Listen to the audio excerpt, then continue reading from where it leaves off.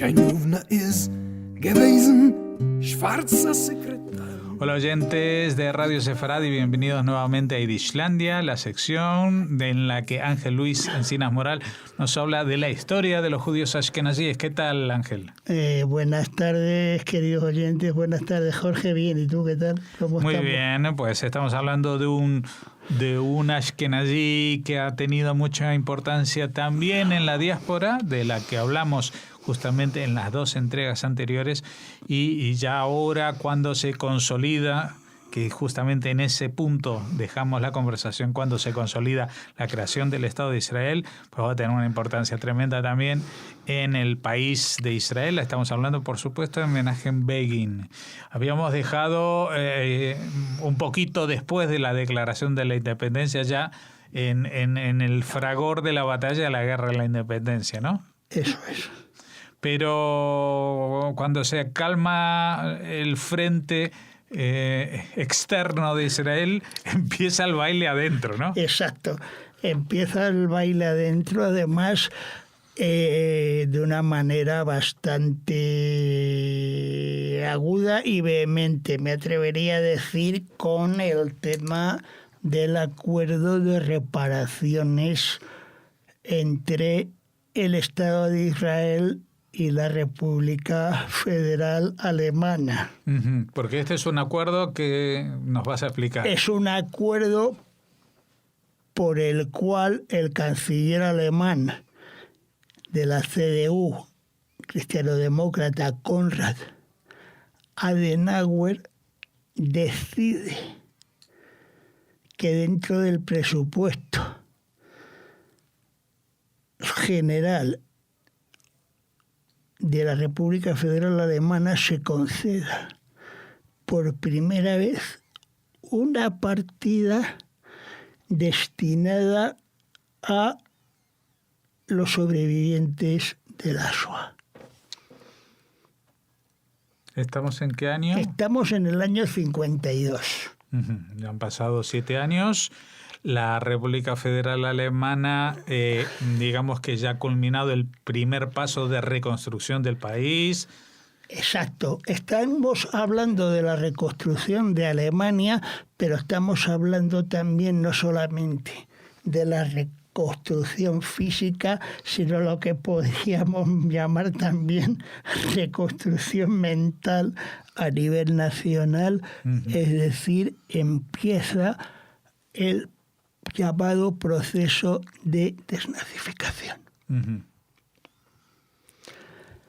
Cuando esto se lleva a la Knesset, Begin interpreta este proyecto de acuerdo de reparación como una especie de perdón a los crímenes nazis contra los judíos, y en enero del 52, el día que se está debatiendo este proyecto en el Parlamento israelí, Begin convoca una manifestación en el centro de Jerusalén a la que asisten 15.000 personas que se manifiestan contra el acuerdo de reparaciones y que además en un momento avanzan hacia la Knesset, que entonces no estaba en el lugar actual, sino en el edificio Forunkin de la calle Amelech George, o sea, la calle del Rey Jorge, en pleno centro de Jerusalén. Y entonces... Creo que Begin iba en una moto también en ese caso. También, pero además, aparte de lo anecdótico, lo increíble es que la manifestación dura 5 horas, con fortísimos enfrentamientos con la policía, que se ve obligada a disolver a los manifestantes con cañones de agua por un lado y con gases lacrimógenos por otro, después de que no solamente insultaran, sino también incluso llegasen a zarandear a parlamentarios gubernamentales de la Knesset. Ujú. Ahora, se supone, perdón, una pregunta. ¿Begin ya pertenecía a algún partido político? Begin estaba ya, habíamos hablado de que funda Herut. Claro, y él era parlamentario entonces. Y él era parlamentario. Iba ahí a zarandear a sus compañeros. A sus compañeros de Cámara. Ujú. Entonces, por esta razón, fue expulsado varios meses del Parlamento por decisión de la mayoría de este. Que es un fenómeno que tampoco se conoce mucho de la vida de Begin. Además... Una pregunta sobre el tema de las reparaciones. ¿Esto lo había decidido Adenauer o era un acuerdo que había hecho con el gobierno israelí? Porque tú dices que iba a ser una reparación para los sobrevivientes, pero no necesariamente al Estado de Israel tenía que ser entonces. Pero se decide en el Parlamento alemán que ese acuerdo sea con la representación, con el Estado de Israel, porque Alemania reconoce a Israel a nivel internacional como representante legítimo del pueblo judío. Claro, esa es la base jurídica para poder llegar a proponer un acuerdo de reparaciones entre ambos estados, claro, porque es un reconocimiento de representación del pueblo judío por un lado y reconocimiento también, evidentemente, diplomático, pues no hubiera sido esto posible. También hay que entender y poner en contexto que en el año 52 Israel era un país muy pobre, porque estaba recibiendo, había acabado una guerra de independencia de un año contra 7 ejércitos. Estaba recibiendo más que duplicando su población en 2 o 3 años, trayendo a todos los casi 1 millón de judíos que viven en los países árabes, ¿no? Etcétera. Sí, es una situación bastante crítica, porque además, evidentemente, había que alojar a todos esos emigrantes que venían, y muchos de ellos, especialmente los que venían de países árabes, tuvieron que estar durante años viviendo en tiendas de campaña porque no había capacidad de construcción por parte de la propia empresa de la Histadrut, en este caso Solel Boné, sí, que atendía esa demanda de vivienda. Pero lo interesante del tema del Tratado de Reparaciones con Alemania es que las negociaciones continuaron y en el mes de marzo los servicios secretos de Alemania Occidental interceptan un paquete bomba dirigido a la figura de Konrad Adenauer. Curiosamente, 5 miembros del Irgun fueron expulsados de Alemania y de Francia.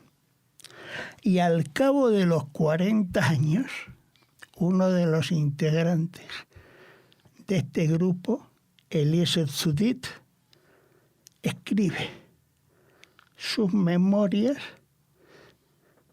y en ellas dice que al frente de esta operación estaba el propio Menachem Begin. O sea que no solamente contra los ingleses, también contra los alemanes. También en tiempo de paz ya. Porque querían pagar. Contra los alemanes. Bueno.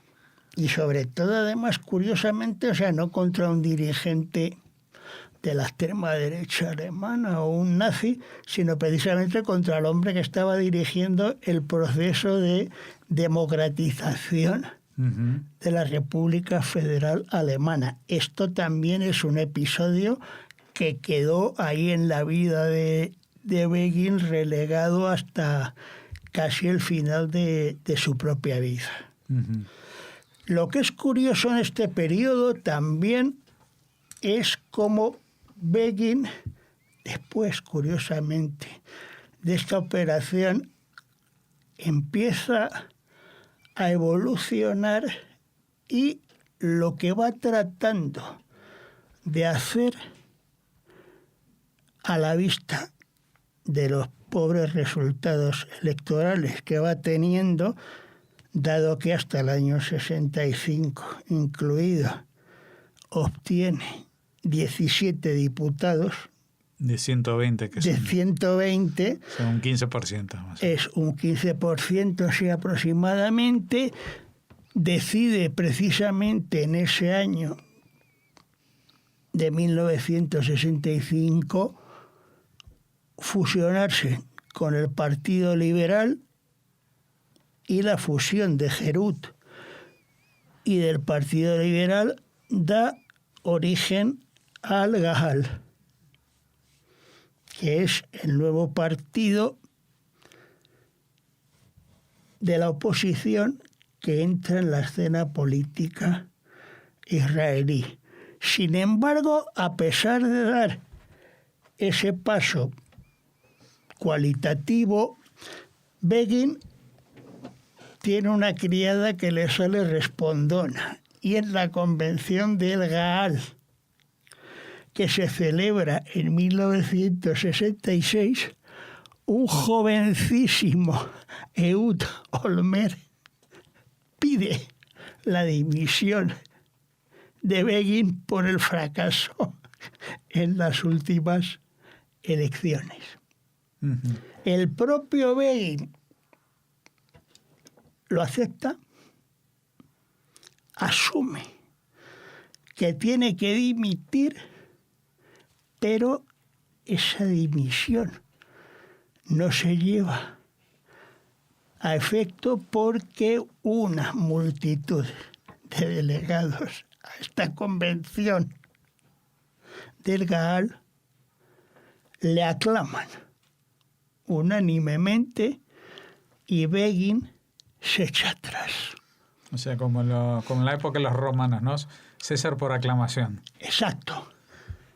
Es decir, como los tribunos de la plebe, los Graco, que son los más conocidos, pues eran aclamados por las masas populares romanas. Pues aquí... Claro, es que hay que entender que, por un lado, tenemos en el panorama político de estos años 50, más o menos, tenemos en Israel un gobierno con un partido socialista, obrero, socialdemócrata, porque en principio alguno en Moscú pensó que era un partido comunista, pero que luego tendremos que hablar también de eso, ¿no? De cómo Stalin de pronto se dio cuenta de que Israel no iba a ser un país del bloque comunista. Ya para el año 52 ya estaba totalmente desencantado, pero que era un partido socialista, sionista, socialista, socialdemócrata, con distintas facciones, pero con una mayoría social muy amplia, una minoría religiosa que se adhiere al gobierno. Y por el otro lado tenemos a la oposición, que en realidad en esa época con Begin tenía unos tintes muy populistas, ¿no? Claro, y además era incluso un nacionalismo bastante radical. Podemos decirlo. Y que tenía bastante predicamento justamente no entre los europeos que vivieron en la Shoah, sino más que nada entre estos judíos de los países árabes, de los que en muchas ocasiones, ¿verdad? Sí, pero eso será mucho más tarde. Eso es todavía más tarde. No estamos en esa época. Todavía no le hacen caso los No. mizrahíes. Los Mizraim en estos momentos están precisamente batallando solos con Golda Meir y el Ministerio de Vivienda israelí, precisamente porque los marroquíes, entre otros, Misraim, son los que están en las tiendas de campaña. Claro. Entonces, la batalla es de tipo social, como refleja muy bien la película de Menachem Golan del año 70, que tú habrás visto, Casablanca. Sí, con Yoram Gaon. Con Yoram Gaon al frente del reparto como protagonista principal de esta película, en la cual se muestra muy bien el conjunto de dificultades que tienen estas minorías, que paulatinamente se van a convertir en mayorías en este proceso político dentro del Estado de Israel. Bueno, pero volvemos a Begin, porque hemos estado dibujando los fondos escénicos en los que, de lo que está pasando en este Israel de los años 50. Entonces, a Begin lo que le va a venir, como decíamos en español, Dios saber, a nivel político, va a ser otra vez la política exterior.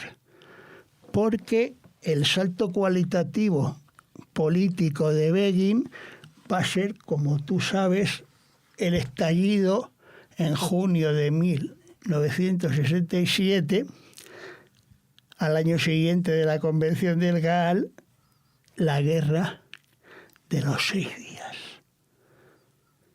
Durante la guerra de los 6 días se constituye un gobierno de unidad nacional en el cual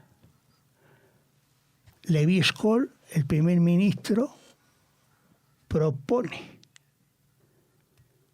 a Begin como ministro sin cartera. Con lo cual, Begin va a estar en un gobierno israelí hasta 1970, en el mes de agosto.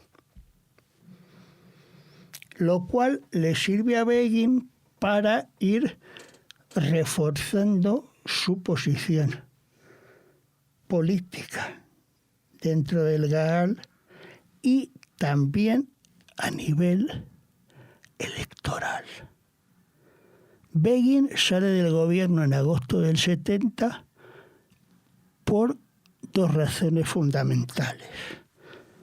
Por un lado, el rechazo al plan Rogers con Egipto y las discrepancias al respecto directamente en el Parlamento con la propia Golda Meir como nueva primera ministra de Israel, y por otro lado también por la discrepancia de Begin con la resolución 242 de las Naciones Unidas sobre los territorios de Judea y Samaria.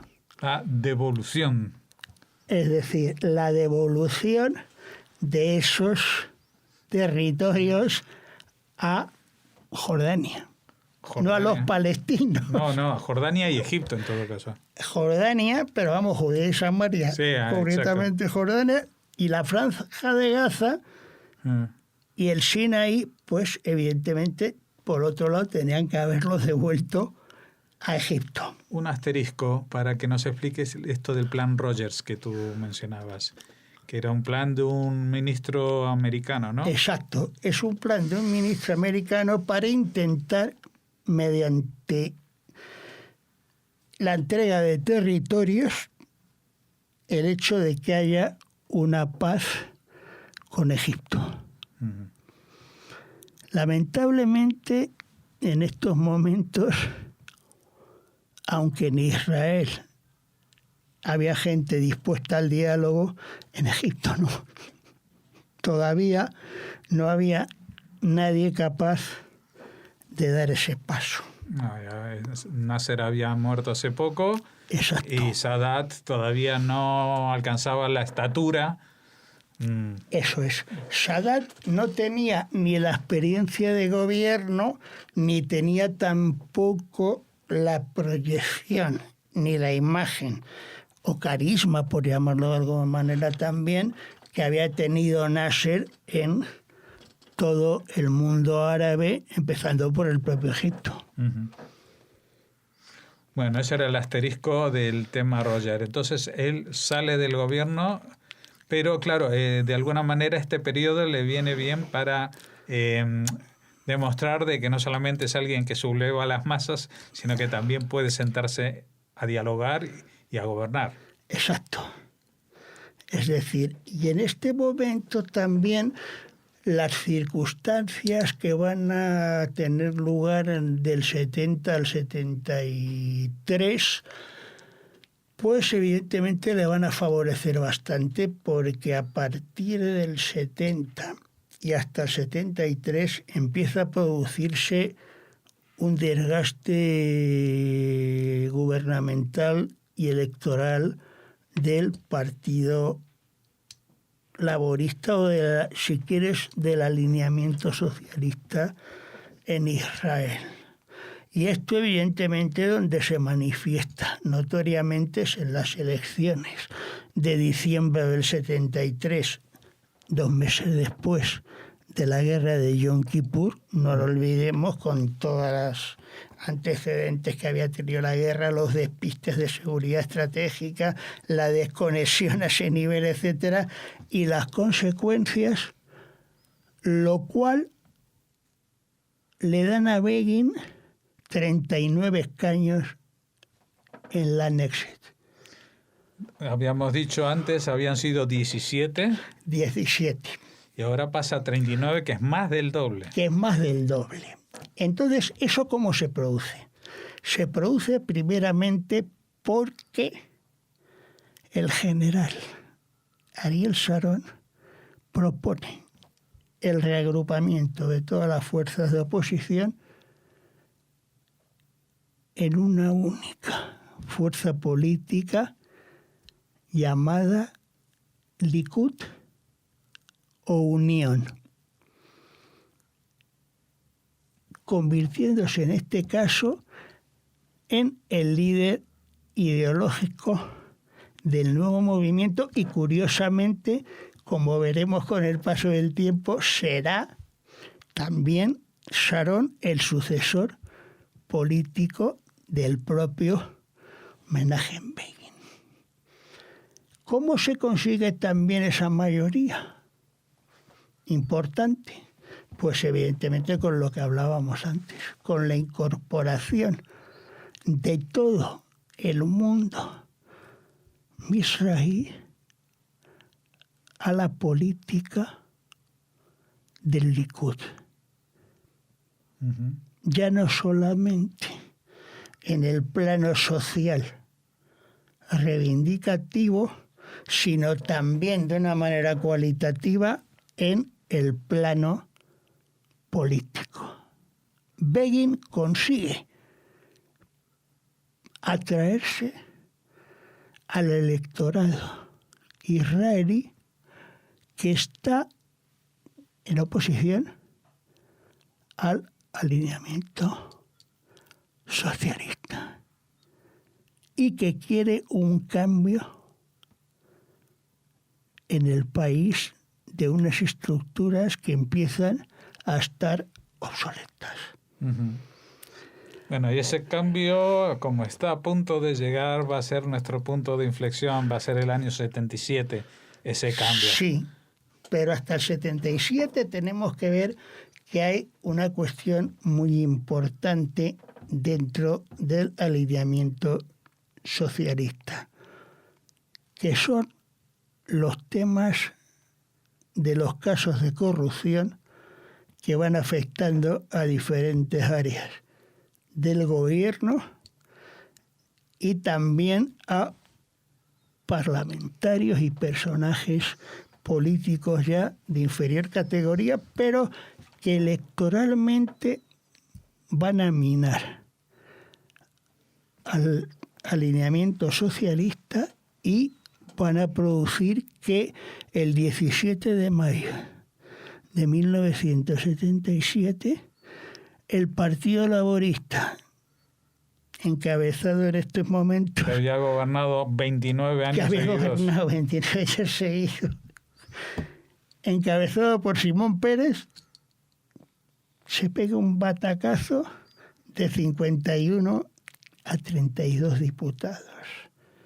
Y el Likud pasa de 39 a 43 y se convierta en el partido mayoritario en la Cámara, y además llega al gobierno apoyado también por sectores del mundo judío ultraortodoxo, no solamente de los Mizraim como el Shas, sino también de los partidos tradicionales religiosos askenazíes. Ujú.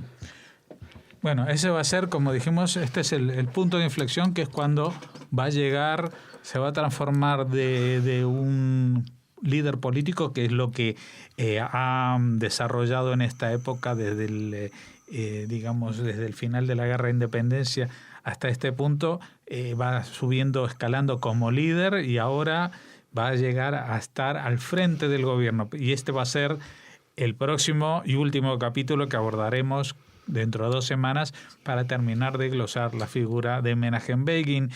Desde ahora ya vamos avanzando, que te agradecemos este repaso, porque no solamente es un repaso a las anécdotas personales de Begin, que ya de por sí son muy jugosas, sino también a dibujar el panorama de una época de Israel que, por no ser demasiado antigua ni demasiado moderna, se desconoce, que son justamente estos periodos, digamos, incluso antes de la Guerra de los 6 días. Parece como que entre la Guerra de la Independencia y los 6 días no pasó nada, o generalmente no se cuenta casi nada.